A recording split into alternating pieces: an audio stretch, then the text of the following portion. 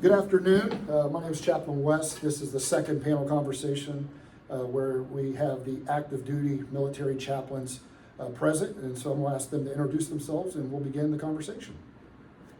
So I'm Chaplain Chris Adams. I'm at the Recruit Training Regiment as the chaplain there.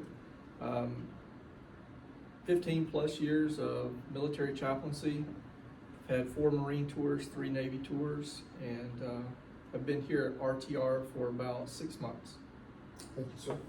Hello, Chaplain Johnson at Support Battalion. I've been here for 2 years. I enjoy the service here and enjoy serving families as well. Thanks. My name is Chaplain Limbo. I've been here for 5 months, almost, Sure. maybe a little bit more. This is my first duty as a chaplain. 2nd Battalion chaplain. Thank you. Chaplain Carl Heitman, 1st Recruit Training Battalion. Been there for 4 years. This is my 2nd duty station. And before this, I was at 29 Palms, California with 7th Marine Regiment. Awesome. Well, thank you, gentlemen, again, for being part of the conversation. Really appreciate you being here today. I have 5 questions that most of you have seen prior to us having this. And so, again, however the Lord leads us in this time. But the first question is, what have you found most rewarding about being a military chaplain? Who would like to start us in that? Okay, we'll start with Carl. Okay, well, this is we're in Room Full of Chaplains. This is for a Doctor of Ministry project, so I think I'm safe to say that the number one thing I enjoy is the evangelism opportunities. When I was a pastor, you do very little evangelism because you're counseling your sheep, you're preaching, you're doing all the admin. Here, I've done more evangelism in 4 years than I have my entire life. Because Marine sailors, family members come to you for help and spiritual guidance, and you just have ample opportunities to share the gospel. The second thing is the friendships, and this transcends chaplain corps, but you meet people, fellow chaplains, but you also meet Marines and sailors that you develop a friendship with that carries on through the years. So those are the 2 things I would say that I enjoy the most. Thank you. I'd say the most rewarding thing I've seen is people that come here without hope and get discouraged and want to quit. They find God, they find their faith, and they succeed, and they end up leaving here a renewed person. And the transformation is amazing to see that. And I don't always see that in the fleet, but I see it here because of all the challenges they encounter early on in their career. Good.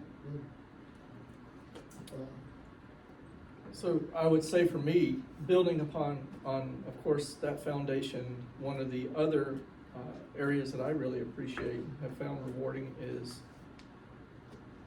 being able to live amongst your flock or potential flock.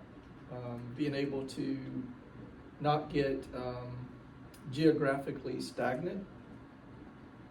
I think those of us in chaplaincy probably enjoy, even if we complain about it from time to time, maybe every 2 to 3 years that we have to pick up our tent and move it somewhere else. We do that going to different flocks, but we get to live among our people day in, day out, rather than just maybe on the weekend setting. We get to see them 24/7 in some cases, especially when you're deployed. So I find that rewarding. You can actually do life with people rather than just see people occasionally. Chaplain Limbo, what have you found most rewarding about being a military chaplain? Military chaplain, most rewarding. I've never seen in my many years of ministry, not to mention years, I've never seen in one place concentrated such a need for Christ or for gospel or for spiritual leading than I have seen here. I mean, literally, it's a flock, you know. Any time I walk somewhere, I'm called for one person, and before I know it, it's 10 people line up. And I would say more than 75% are people who really want to know God. And so that's very rewarding for me. And you wouldn't say that in the military you find such need. From the outside, standing from the outside and looking inside, you wouldn't say that you have such need. So for me, it's very rewarding because it's like my food. Chaplain, that's what I love to do. Good, good. Well, appreciate it, gentlemen. The next question says, have you ever compromised? Because I believe there's this at least out in the pastoral world, and I actually heard it before I came in from a retired military personnel saying, oh, you don't want to be a chaplain. And one of the things they used is this whole compromise your faith. And so my question to you is, have you ever compromised your faith or religious convictions while serving as a military chaplain? I think I know the answers, but I think it would be beneficial to hear your thoughts on that. So one of you would like to start that? So I think that question has primarily to do with someone's conscience. So in my conscience, I'm not compromised if I have to distribute a Quran. But to another brother, he may not think that's right. And so me personally, I don't feel like I've compromised. I've had people ask me loaded questions, like, why did you pray that way? But for me, in my conscience, before the Lord, I have never compromised my primary fundamental beliefs and convictions. Sure, yeah, that's good, that's good. So true. Honestly, I've been tempted to compromise my faith. For example, one time I was about to do a prayer in front of a group of people, and a leader asked me, are you going to tone down your prayer? And I said, what do you mean, sir? And he kind of backed off. So I've been tempted by compromising my faith, but I never actually went through with it. Because I stand by it, I don't want to do that. It's not worth it. Because I know when I get this uniform off, I have to report to God someday, and I don't want that to happen. So. That's right. Good. Yeah, temptation's there, especially in this culture. Yes. I would say it's a loaded question, but at the same time, for me, that's the easiest. Faith, for me, is not a doctrine. Faith is not a theology. Faith in God is a gift from God. So, for me, serving other people and listening to what they ask me and what they tell me, I feel more like that's their need. And I come with my faith, the faith that I have as a tool to help them. If I can help them, that's fine. If I can't, then I can't. It stops there. So I don't feel like, or I've never have myself or felt like I am compromising, or if I've compromised to help anybody, or in serving somebody in their religious convictions. I take it this way. God is God. God knows the Muslim, He knows the Hindu, He knows everybody, and still God. That's who sent me here. And I can stay myself, just like God sent me here, being equal without compromising. Okay. Sir? So I think for me, it is part of an issue with the question.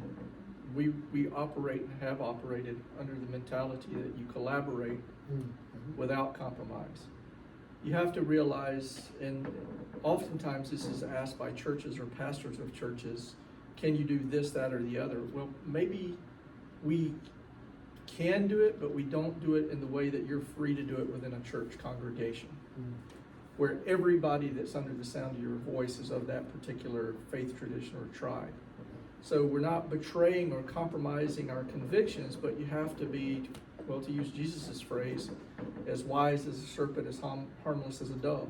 So while we can evangelize, we have to understand there's a difference between evangelism and proselytizing, which I don't think works in the world well anyway. When you're pushing yourself or your beliefs in a way where it's not, the person's not asked for it or ready to receive it. It's not like standing on a street corner type ministry. It's learning how to work with God where He's working in a person's life and then meet them at that point in need. That doesn't mean I've compromised my convictions. I've just had to learn, kind of like Paul at the Areopagus, how to go about sharing the message, That's right.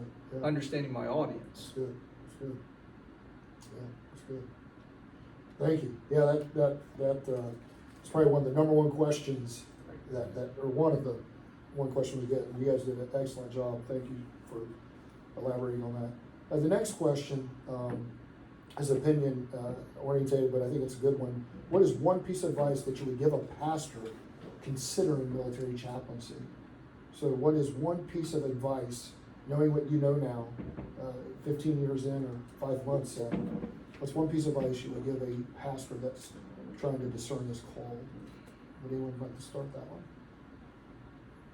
Assuming the pastor is married or plans to get married and or have children, the wife and the children need to be 110% willing to be separated for months at a time. Mm-hmm. Some wives can't handle that. And if mama is at home by herself or with the kids and hubby or daddy can't be there for 6 months, then the chaplain corps is not for you. Mm. That is probably the number one stressor and challenge for me personally, is when I have to leave home for more than a few days at a time. Sure. And as a military chaplain in the Navy, in the Marine Corps, it's just a matter of time before you're going to do a 6-month deployment or more. If you're in the infantry world, you're going to be going to the field several days a month. And so I would really, really, really consider the toll it's going to take on the family. Good. Yeah, true. It's very fact. I'd say the ministry is to everybody, not just Christians. You're going to minister to all kinds of faith groups, races, and so you have to be willing to serve others if you can, and be able to accommodate them and to refer them out to somebody. Yeah. And it's a great opportunity to serve others that we don't always get to serve to, like if we're at a church. Mm. So it's a very diverse group that we're able to reach out to. It's great ministry. And to our families, I would say to them, it's not an 8 to 5 job. Some days we have to work longer than others. Sometimes we're on call, sometimes we're deployed. So just got to prepare our families for that. Yeah, it's kind of funny you bring that up, because sometimes we draw that line in the sand, or some ministers will draw that line in the sand of, I cannot, consciously, on a good conscience, serve, a Quran or a Buddhist, or do, hand things out. That I think, but at the same time, it's like, well, you go out and feed the hungry. Do you ask them what their theology, like you still serve people. Sometimes we get caught up in things, semantics. It boils down to what I was going to say. That I'll tell them, first of all, don't be lazy. Work hard. It's hard work being here. Second, I would say, be flexible. Mm-hmm. Just like the family, be flexible. You've got to be flexible. It's one piece of advice, but it's still 3 in one piece, okay? Yeah, The last one is learn. Mm-hmm. You will have to learn, and learn quick. Different things about theologies, about whatever, how you approach people and everything. It is just going to be a field that is not, it's not like your church, where you know everybody and you know where they live and what they think, and this is just varies, very, very things that varies. Good. Thank you. What do you think, sir? Well, I don't know if it picked up or not, but you used the word call. And just to be transparent with my faith tradition, if your grandmother called you, if your mom called you, if family members called you, if something called you to ministry, other than the Lord, I think you're setting yourself up for a fall. Mm. I believe that this is a calling. Mm-hmm. The same way it is to the pastorate, to the pulpit, to be a ministry or a ministering agent. God puts a call on a person's life.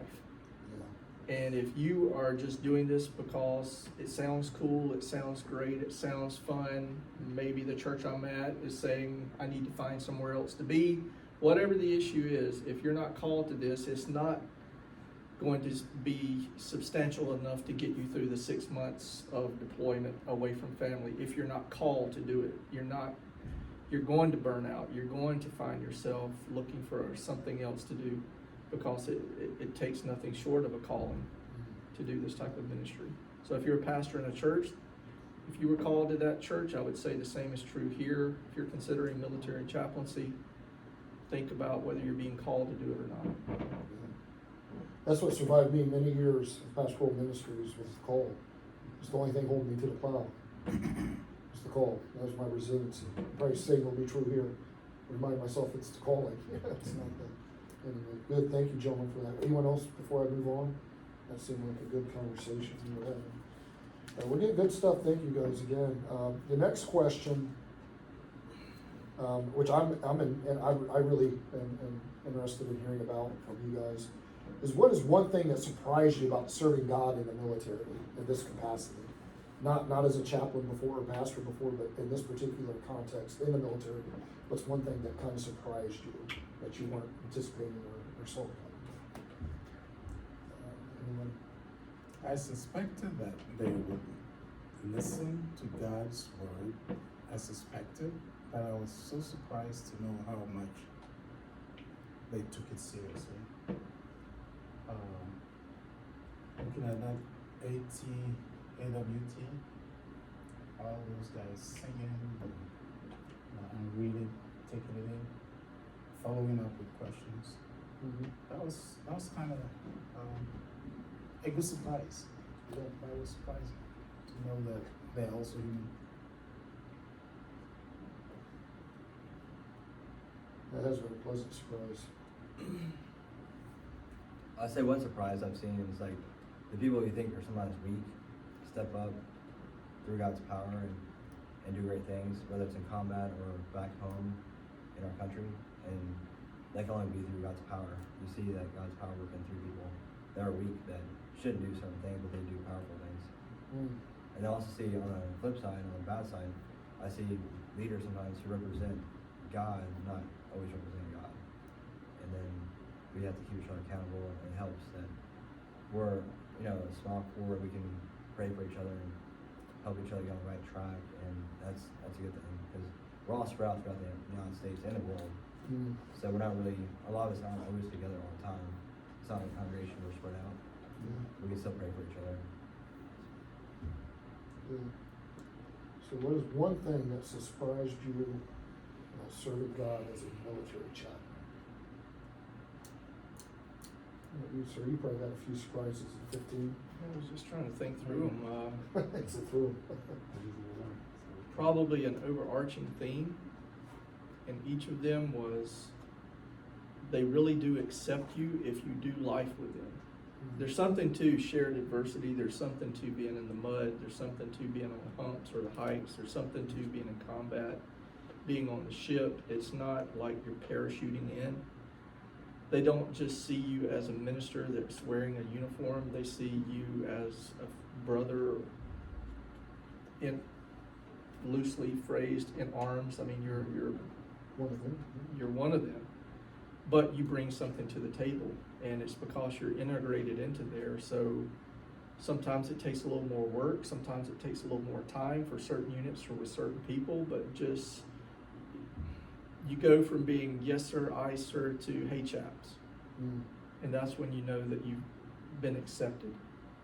And just how readily some people accept you has been interesting. So before this, I was a pastor in the very liberal city of Seattle. And when I would go out, there was almost a disdain for evangelical pastors. Like they're an unbeliever is not going to come to you, especially if they know you're of a certain theological persuasion. Here, I'll have gays, atheists, agnostics, which is a misnomer by itself, and also anything in between. All races, male, female, all ranks. They see it. They see the shiny cross, and they assume that we are going to serve them. And even though I am a strong evangelist, I am, there are many times where God doesn't open up that door. At the same time, good has been done in that brief or long conversation. There is a drill instructor at 3rd Battalion that I was at 7th Marines with, who tells me all the time that he's not a quote-unquote religious person, but he still likes to talk to me and ask me questions.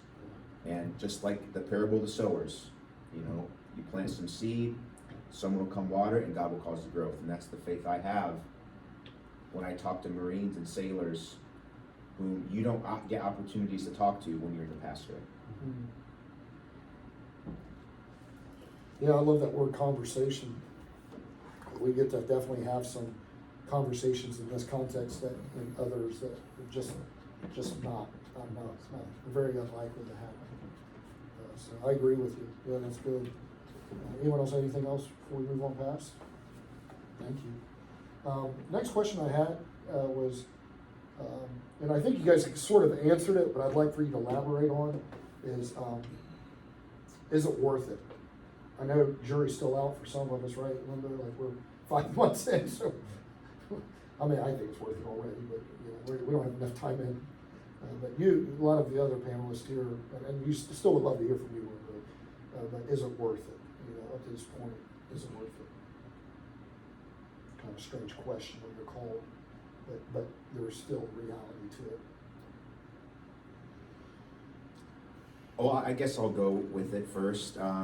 I think, you know, we live in the here and now. We live on earth, so we have to have some type of earthy mindset. Sure. I mean, you got to pay your bills. You got to feed mama. You got to feed your kids. But then there is that spiritual calling that comes along with it. So it's both, right? So there are worldly perks, right? We're commissioned officers, so we get paid decently. The military offers you a pension, benefits. They pay you to go around the world and do different things. You could be in the desert shooting with the Marines.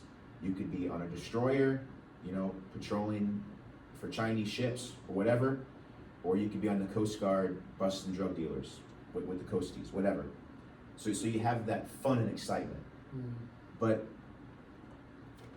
there are some challenges, right? There is the politics of the military, the rank structure. There is some policies that as conservative evangelicals we don't agree with, and there's tension with that. There's also never-ending cycles of changing in orders, changing in this and that. So there are stressors. At the same time, it is worth it because, as we've all discussed, the opportunity to see God save his people through us in this context, it is such a gift, and it is such a unique ministry. And though retirement someday sounds pretty nice, at the end of the day, we have been given such a wonderful gift to wear this uniform of this nation and to wear the cross of our Lord Jesus Christ with it. And so yes, it's worth it. Yes, it's definitely worth serving God and country. I agree. It's worth it because we're serving God and we know it's a calling. Like Chaplain Adams mentioned, if we know it's a calling, we believe it and it's in us. The Holy Spirit's in us, and people see our fruits. It's gonna show. And we can plant those seeds. Planting those seeds to us means like just letting the Holy Spirit work in our lives and then doing our part through God by counseling, preaching, being out there with them, sweating with them, doing hikes with them, a lot of things that you don't normally do as a pastor in church. We're out there with them. Sometimes it doesn't always seem like it's worth it, to be honest with you, like if you're away from family, which is the hardest thing, especially when my daughters were young. My first daughter was born in San Diego. I was on a ship for the first year. Being away from her was hard, and I did have doubts at times, to be honest. Was it worth it?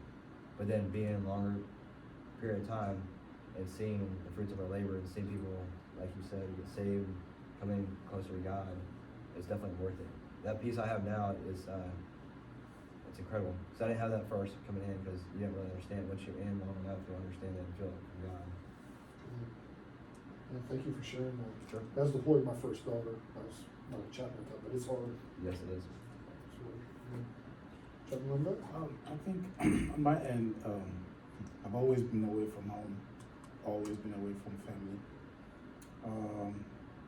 It's painful, but I wouldn't say that I've learned to to get used to. It's never the same. That's the same. And sometimes it feels like I'm being away from the family double time now. Mm. And as I look forward, it brings sadness sometimes to me. But I know that I've always relied on the Lord to do things. And that's where I learn sometimes what I preach to folks. It's like, you can't go send Jesus. Mm. I've done it all the time. Send Jesus. So is it worth it? Yes. I'm just starting, so I think I have more to find. I've always been in adventure with God, and so I'm looking more into a new type of adventure. Yes. Was it worth it? Getting something different and making some dollars? Someone would argue that way, but I'm making some kingdom dollars. You know, souls are being saved. People's lives are being changed and transformed in 12 weeks. I see it. So it doesn't have to be, I don't have to have a congregation that is 40 years, 50 years sitting down there all the time. So it's like having someone who is repeating the same class. But I see in 12 weeks, people's life changed. I'm moving forward. That is a lot of billions of dollars, kingdom dollars. So I see it that way, and so yeah, it's definitely worth it. I probably wouldn't be able to get pension given the time that I've entered, but who knows? So long as I still live, and if the Navy needs me, and drag me, I'm going. So Well, the way it's going now, you might stay until you're 85. yes, it's worth it. It's worth it. You're doing good, man. Thank you. I think for me, maybe coming at it from a bit of a different angle, since I'm 5 or 6 years away from the calling, most likely transitioning us to something else, right? But I think that word worth, for me, is intricately linked with that word calling. Active duty military chaplain is kind of secondary. Is it worth it? I mean, I'm at the place now with over 30 years in ministry, 15 have been doing this. So I look back over the totality of those years yet, and I can't say this hasn't been worth more than being in the civilian ministry or worth less, because it's all been calling. And I think it's worth it to follow the calling, whether that calling leads you into the local pastorate or into a local parachurch ministry or into denominational work or into missionary work, whatever. I think it's the same for military chaplaincy. If I had not been called to military chaplaincy, I would say, no, it's not worth it. Mm-hmm. Because then the criteria for success and the definition for worth would be different. But for me, it goes back to calling, and it's been worth it. Tough times, bad times, good times, completely, and it's because of the calling to it. So if you weren't called to be worthless, but since you are called, it's worthwhile. Yeah, because what are you doing it for if you're not called? As Carl said, you know, it pays you great, but money doesn't. The amount of money you make in your paycheck kind of goes out the window the first time a bullet goes by your head. You know, if you're into it for some other reason, you can be put in certain situations and circumstances where you go, I don't know if that check is big enough. Getting on helicopters and bouncing around. And so I think that's where calling comes back into it, right? So whether you're a pastor or whether you're a chaplain, for me, it's the same. Well, I'll tell you what, gentlemen, regardless of whatever I write on the paper, whatever they think, I've thoroughly enjoyed our conversation. I learned more about you guys in 30 minutes, answering 5 questions and a lot of the other things. So thank you for taking time and answering this. I got a feeling God will use it in more ways than just this little 30-minute DM project. But is there any saved rounds? Anyone have anything else they'd like to throw in before we cut our time? Good. Well, again, thank you for coming and appreciate your time. I hope you have a great rest of your day. Appreciate it.